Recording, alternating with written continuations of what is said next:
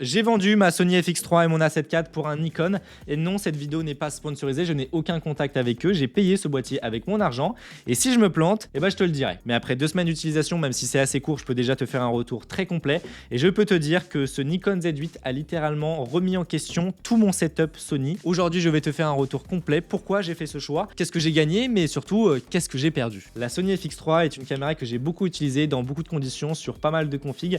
Et c'est une caméra que j'adore. En fait, on n'a pas vraiment de compromis, on n'a pas de crop, pas de surchauffe, pas vraiment de limitation en fonction du codec et de la cadence d'image que tu vas choisir. L'ergonomie est presque, si ce n'est parfait, il n'y a pas vraiment de choses à redire, il y a tout ce qu'il faut, les connectiques, les métadonnées avec les données gyro. Ce n'est clairement pas à l'heure actuelle, fin 2025, la caméra qui fait le plus rêver sur la fiche de spec. Mais sur le terrain, malgré le fait qu'il manque plein de trucs, et bah elle a pas vraiment de défaut. Oui, l'autofocus est loin d'être le meilleur, il était même moins bien que la 7 IV à sa sortie. Oui, la colorimétrie Sony sur ce boîtier est pas non plus la plus flatteuse. Oui, on n'a pas de RAW en interne et enfin oui, les performances en basse luminosité sont aujourd'hui plus un vrai argument sur cette caméra. Mais en enregistrement en externe en ProRes RAW, et bah honnêtement, je te mets au défi de différencier les images qui ont été tournées à la FX3 versus la Red versus le Nikon.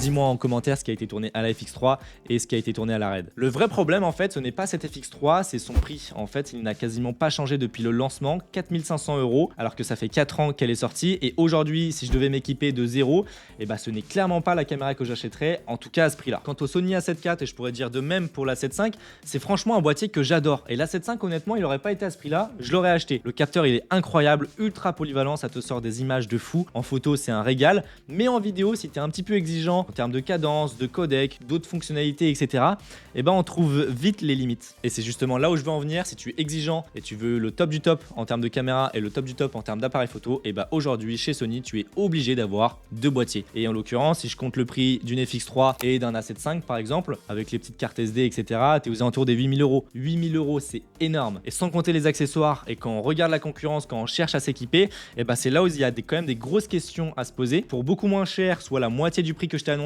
et moi je l'ai même payé le quart du prix, tu pourrais aussi, et bah j'ai un Nikon Z8 pour 2500 € qui est plus performant, et c'est pas une blague, que ma FX3 et mon Sony A7 IV réunis. Et là tu vas me dire oui, mais il y a la monture qui pose problème puisque Nikon propose beaucoup moins d'objectifs que Sony, et je suis complètement d'accord, sauf que c'est en train de changer, surtout depuis que Megadapt propose cette toute petite bague. Tu vois, c'est comme si je faisais un changement de monture, ça va me permettre de mettre n'importe quel objectif en monture E sur un boîtier en monture Nikon Z. Et honnêtement, en termes de performance autofocus, sauf si tu es très exigeant en termes de photographie sportive, tu ne verras absolument pas la différence parce que les performances, elles sont quasiment identiques. Tu as une perte de performance autofocus qui est vraiment très minime, de l'ordre de 10%, mais ça, tu le verras uniquement si tu es vraiment très exigeant. En tout cas, ce qui est sûr, c'est que c'est beaucoup plus performant que ma FX3 et c'est aussi plus performant que mon A7 IV. Côté spec, c'est là où ça fait mal puisqu'on se retrouve sur un capteur full frame de 45 millions de pixels empilés. En photo, une rafale à 20 images par seconde en RAW avec de la pré-capture à 1 seconde et une rafale qui peut même monter jusqu'à 120 images par seconde en JPEG avec de la pré-capture toujours à 1 seconde. L'effet de rolling shutter, donc c'est cet effet de distorsion lorsqu'on va faire des pannes rapides, il est quasiment inexistant sur ce boîtier puisque le capteur est tellement rapide que c'est limite, j'ai bien dit limite avec des grosses guillemets, comme si on était sur un global shutter. En vidéo, on a de la 8K50 NRAW ou ProRes RAW en interne, sans surchauffe, sans limite d'enregistrement, sans crop, de la 4K suréchantillonnée à partir de la 8K jusqu'à 50 images par seconde, et on peut également monter en 4K 120, toujours en RAW et en interne sans limite d'enregistrement. Et tout ça dans un boîtier qui est sorti il y a 3 ans. Et c'est là où je me dis, mais comment ça se fait que j'en ai pas entendu plus tôt? Tout simplement parce que je pense sérieusement que c'est complètement sous-coté. Franchement, de ce que j'ai vu dans ce boîtier, ce qu'a sorti Nikon avec le Nikon ZR, et finalement tout ce qui va arriver avec les prochaines générations, je me dis waouh, déjà d'extérieur c'est un boîtier qui a un gros gabarit. Forcément on a un très bon grip, mais voilà, ça prend plus de place qu'un boîtier Sony, même avec la cage. Néanmoins ça ne m'a pas gêné au niveau de la prise en main, c'est excellent et c'est justement beaucoup plus agréable puisque le grip est très grand. Si tu viens mettre une cage en plus, chose que je vais faire, je ne l'ai pas encore reçu, forcément on sera sur un boîtier qui est plus gros et là c'est quelque chose à prendre en compte. Le Z6 III et le ZR de Nikon sont des boîtiers qui sont beaucoup plus petits et super intéressants en termes de spec, mais ils sont clairement pas comparables au Z8. Là le Z8, il faut vraiment comprendre qu'on est sur le top du top de chez Nikon, c'est leur flagship. Juste derrière le Z9 bien sûr, mais le Z9 a exactement les mêmes specs à quelques détails près que le Z8. L'ergonomie, on commence avec l'écran qui est plus grand et surtout beaucoup plus lumineux que ce que je pouvais retrouver sur ma FX3 et mon A7 IV. Et donc ça fait que c'est littéralement beaucoup plus agréable à utiliser en extérieur et même en plein soleil. Pour ceux qui me suivent sur Instagram, et bah t'as pu le voir, c'est assez impressionnant en fait, tu vois très bien. C'est un écran complètement inclinable de haut vers le bas, mais également sur le côté. Par contre, il n'est pas retournable, hein. Ça se met pas à 180 degrés. Par contre, si tu restes derrière la caméra, et bah pour le coup, c'est plus agréable d'avoir un écran qui s'incline comme ça dans l'axe de la caméra plutôt que d'avoir un écran qui s'incline sur le côté de la caméra. Néanmoins, Sony sur son A7 V, ils ont sorti, et puis il y a d'autres marques aussi qui le font, Lumix aussi ils l'ont. L'écran 4D, là, je sais plus comment ils appellent ça, l'écran qui s'incline et qui peut aussi se retourner à 180 degrés. Ça, j'aimerais beaucoup que ça arrive sur les prochaines générations parce que c'est un gros banger. Le viseur, c'est tout simplement l'un des meilleurs du marché. Il est super agréable à utiliser à tel point que ça ne m'était jamais arrivé, mais j'ai commencé à cadrer en vidéo au viseur, chose que je faisais jamais sur mon A7 IV avant. En termes de spec, il faut savoir que c'est super important. En photo, on a zéro blackout. Ça veut dire quoi? Ça veut dire que, en fait, quand tu prends une rafale, on n'a aucun trouble au niveau de la visée. Généralement, sur un boîtier, allez, je prends l'exemple de l'A7 IV, on a des images noires qui apparaissent entre deux photos, ce qui fait que c'est compliqué de bien cadrer. Par contre, ça a été corrigé sur l'A7 V. Maintenant, l'A7 V a exactement la même chose. On n'a pas de blackout. Les boutons, il y en a de partout. En fait, il y en a limite trop. Non, plus sérieusement, en fait, il y a un moment donné où je sais même plus quoi assigner dessus, tellement il y en a. Sur le dessus, on va retrouver un petit écran de contrôle avec toutes les informations de prise de vue. Et ça, c'est super pratique puisque ça te permet, par exemple, de cacher toutes les informations sur l'écran principal. Comme ça, tu as un grand affichage. Et sur l'écran du dessus, tu vas voir toutes les informations de prise de vue. Le boîtier s'allume et s'éteint à une vitesse, c'est assez impressionnant, et le rideau se ferme aussi instantanément, chose qui n'était pas du tout le cas sur un A7 IV par exemple. Alors je dis rideau, mais en réalité c'est pas vraiment un rideau puisqu'on n'a pas de rideau sur ce boîtier.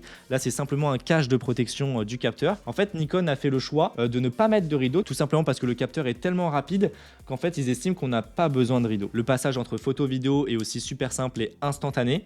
On va avoir toutes les connectiques dont on a besoin, y compris le full HDMI.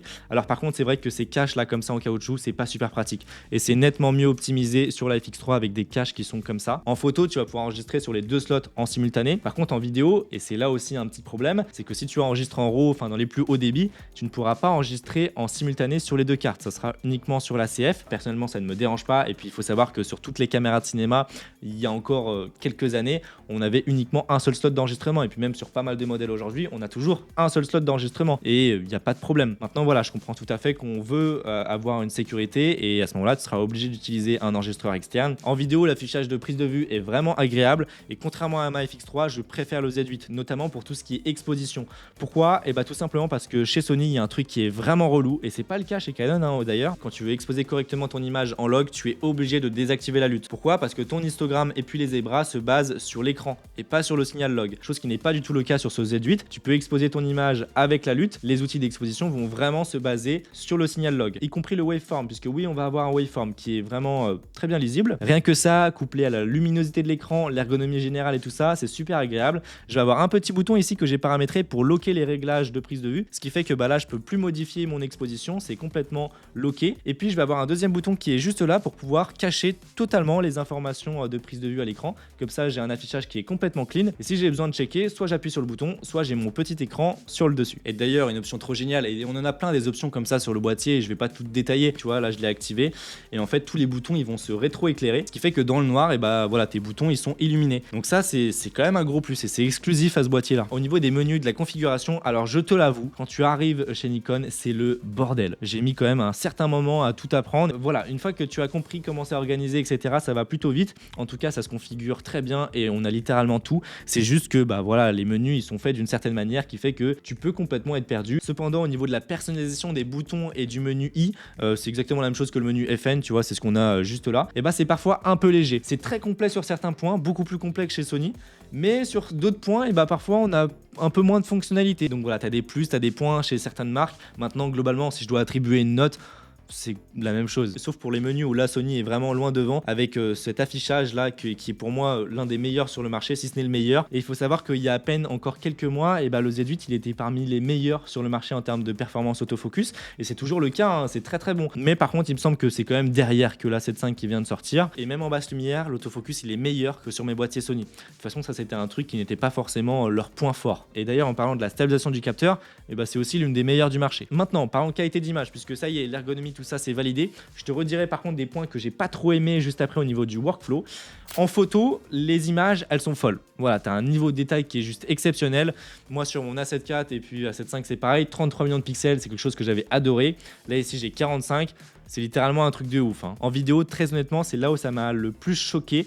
Puisqu'en fait, c'était la première fois que je filmais en 8K. Et c'est assez impressionnant. Franchement, quand je mets ma FX3 et puis le Z8 à côté, alors que j'ai un écran 4K d'ailleurs, et bah tu vois une différence énorme. Le niveau de détail, ça n'a rien à voir. On dit souvent que filmer en 8K, c'est uniquement si tu veux cropper dans ton image et tout ça. Je suis pas complètement d'accord. Si tu recherches un niveau de détail supérieur pour certaines prods, et bah la 8K, c'est vraiment un gros gain. Parce que je peux te dire que moi, la différence, je la vois à mon écran. Ensuite, le N-RAW, le RAW en interne, c'est simple, c'est tout simplement une dinguerie. Puisque du coup, ça va te permettre d'enregistrer en 12 bits, donc d'avoir une profondeur de couleur qui est bien plus importante par rapport à du 10 bits. Et ça, j'ai fait une vidéo qui est dédiée si tu veux vraiment savoir quelles sont les différences. Donc l'image est vraiment belle avec une très bonne latitude et c'est simple, on est vraiment sur une image qui est tout à fait comparable avec ce que je peux faire avec ma FX3 en enregistrement externe ProRes RAW. Et là tu vas me dire ouais, mais du coup c'est quoi l'intérêt si tu as exactement la même image avec ton Z8 versus la FX3 en ProRes RAW? Et bah il y a quand même une différence. Déjà d'un point de vue technique, là on enregistre en 8K à 50 et on n'est pas du tout sur de la 4K, donc on a un niveau de détail qui est encore plus important. Mais je peux aussi faire de la 4K si je le veux. La 8K, on l'a vu, ça nous apporte beaucoup plus de détails.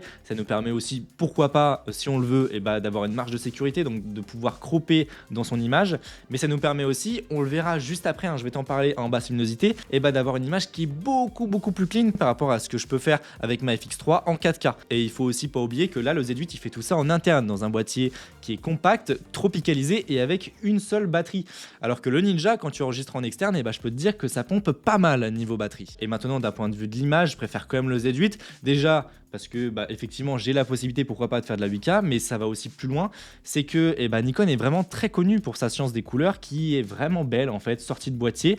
On a des tons de chair qui paraissent vraiment naturels. En fait, globalement, on a une image qui paraît vraiment naturelle. Et on me l'a dit plusieurs fois avant que je passe chez Nikon, que j'achète ce Z8, que tu verras, tu vas avoir une image qui se rapproche vraiment de ce que tu as avec ta RED, de ce que tu peux faire avec ta RED. Et comme en témoigne plein de tests qui ont été faits avec le Nikon ZR versus des RED Komodo X, des RED Raptor, etc. C'est vrai que la science des couleurs est vraiment proche. Mais voilà, même si l'image comme ça, telle qu'elle sortie de boîtier, est plus belle sur le Nikon par rapport à la FX3, il faut pas oublier qu'une image, ça se travaille, ça s'étalonne. Et c'est ce que je te disais en début de vidéo, je te mets au défi de dire quelle image a été tournée à la FX3 et quelle image a été tournée à la RED, tout simplement parce que quand tu sais bien étalonner, ces deux caméras, tu peux les faire matcher à la perfection et tu obtiendras exactement la même image, mis à part le niveau de détail comme je t'ai dit tout à l'heure. Je me suis amusé à faire un test en intérieur et en extérieur avec mon color checker pour pouvoir faire matcher les couleurs exactement à la perfection. Et encore une fois, je te mets les deux images et je te mets au défi de me dire quelle image a été tournée avec telle caméra et quelle image est faite avec l'autre. Donc oui, tout ça pour dire que si tu as une FX3, ça sert pas forcément à grand chose de changer, sauf si l'ergonomie est un petit peu relou avec le Ninja et tout ça, et ça je peux tout à fait l'entendre. Si tu veux un nouveau boîtier, peut-être que partir chez Nikon est plus intéressant parce que là c'est un excellent appareil photo et une excellente caméra. Maintenant parlons performance en basse luminosité, parce que je pensais pas du tout dire ce que je vais t'annoncer, mais le Z8 a battu ma FX3 en basse luminosité. Comme je te le disais, je me retrouve avec une très belle image comme ça sortie de boîtier sur le Z8. J'ai remonté sur les deux les basses lumières histoire de déboucher un petit peu les ombres. En fait, le bruit sur le Z8 est beaucoup plus fin et globalement j'ai une image qui est beaucoup plus clean. Et quand je mets un denoise sur le Z8, je me retrouve avec une image qui est super belle. En fait, on a même plus vraiment de bruit. Et malgré tout, on a quand même beaucoup de détails. Et là, en l'occurrence, le bruit, il était tellement hardcore sur la FX3 que j'ai clairement une image qui est en dessous par rapport au Z8. Alors, tout ce que je te dis depuis le début de cette vidéo, c'est en RAW, en 8K, etc. dans les plus hauts débits. Mais maintenant, qu'est-ce qu'il en est si j'enregistre en 4K H265 sur le Z8? Donc, avec des débits qui sont tout à fait semblables à ce que je pourrais faire avec la FX3. C'est simple, j'ai une image qui est vraiment très semblable. L'image sortie du Z8 est plus belle quand même, puisque la science des couleurs est, comme je te l'ai dit, quand même plus naturelle. Mais sinon, voilà, c'est la même chose, quoi. Maintenant, voilà, tu as quand même un autofocus qui est bien meilleur, un écran qui est beaucoup plus agréable. Et puis, si tu veux faire de la photo, tu as l'un des meilleurs appareils photo du marché. C'est, depuis le début de cette vidéo, je te le dis, le parfait hybride. Excellent en photo, excellent en vidéo. Si tu veux faire des petits fichiers, ça marche très bien. Et si tu veux faire du très gros fichier, ça marche aussi très bien. Mais il va falloir se préparer en termes de stockage, comme je te le disais. C'est pour ça que j'ai pris une CF Express de 1 Tera. Bon, tout ça, c'est cool. Mais maintenant, qu'est-ce qu'il en est des points négatifs, puisque oui, il y a quand même des points sur ce boîtier, et puis le fait de passer chez Nikon qui sont quand même à noter. Première chose, à l'heure actuelle, à ma connaissance, en tout cas sur ce boîtier-là, on n'a pas de données gyro qui sont enregistrées. Donc quand tu veux stabiliser tes plans en post-production, ça ne sera pas possible chez Nikon. Maintenant, c'est moins catastrophique que ça, que ce que je pensais, parce que la stabilisation, elle est excellente sur le Z8. Et ce qui fait que j'ai moins le besoin de stabiliser mes images par rapport à mes caméras Sony. Deuxième chose, les menus, c'est un petit peu relou. Alors comme je te le disais, on s'y habitue, mais bon, ça serait cool quand même d'avoir un petit rajeunissement. Et même chose pour la personnalisation des boutons. Le double slot d'enregistrement, je comprends tout à fait que ça soit pas possible d'enregistrer simultanément lorsque l'on est en RAW, mais c'est selon moi pas normal que l'on ne puisse pas enregistrer simultanément sur les deux cartes lorsque l'on est en H265 en Ultra HD par exemple. Pour le transfert de photos, ça marche très bien, mais par contre il faut savoir que les RAW de Nikon ne sont pas du tout lisibles sur Apple OS. Donc quand tu es dans ta galerie, tu peux pas lire les fichiers RAW du Nikon. Il faudra obligatoirement passer par Lightroom par exemple. Sinon pour le moment, il n'y a pas vraiment de défaut, majeur. Alors oui, le boîtier il est gros, il y a des choses qui peuvent pas convenir, mais il n'y a pas vraiment de gros défauts, voilà, de points noirs. Nikon est vraiment en train de progresser et de prendre des parts de marché sur la partie vidéo. Ils sont en train de renouveler tout leur parc d'objectifs et lancer des gammes d'objectifs vidéo en partenariat avec Red. Pourquoi avoir pris ce Z8 et pas le ZR? Parce que le ZR, c'est vrai que côté vidéo, et c'est ce qui m'intéresse le plus, la vidéo, c'est peut-être plus intéressant. Oui et non, en fait, en termes de qualité d'image, c'est excellent sur le ZR, c'est peut-être même mieux que ce Z8, mais en fait, l'ergonomie, c'est quelque chose qui est très important pour moi. Et c'est pour ça que ce Z8 il était plus adapté, parce qu'on avait un HDMI full size, on a quand même un double slot, une vraie prise en main. Le viseur, bon ça c'est optionnel. L'argument de la prise HDMI, il y en a beaucoup qui disent que c'est simple, tu mets un adaptateur micro HDMI vers HDMI full size, et puis voilà. Je suis d'accord, mais moi qui filme beaucoup en studio, c'est vraiment chiant. Et puis la prise en main, et mine de rien, si tu as un petit setup, il n'y a pas de problème, mais si tu commences à mettre des optiques ciné, etc., tu as besoin d'avoir un bon grip, et malgré la cage de chez SmallRig, c'est pas trop le cas. Donc moi j'attends vraiment un boîtier style Z6 III ou type FX3, ce serait même mieux, avec les fonctionnalités du ZR, le RAW en interne et tout ça. De toute façon, ça va forcément arriver sur le long terme, il suffit juste d'attendre. J'attends vraiment ton retour dans les commentaires de ce que tu en penses. Moi en tout cas, je suis très content pour l'instant d'avoir ce boîtier là, on va voir ce que ça donne sur le long terme et on va voir surtout ce que va sortir Sony avec la FX3 Mark II, s'ils vont vraiment se défendre ou si Nikon va vraiment prendre des parts de marché. Puis sur ce, n'hésite pas à mettre un pouce bleu, à t'abonner pour en voir plus et on se retrouve pour une prochaine vidéo. Allez, salut!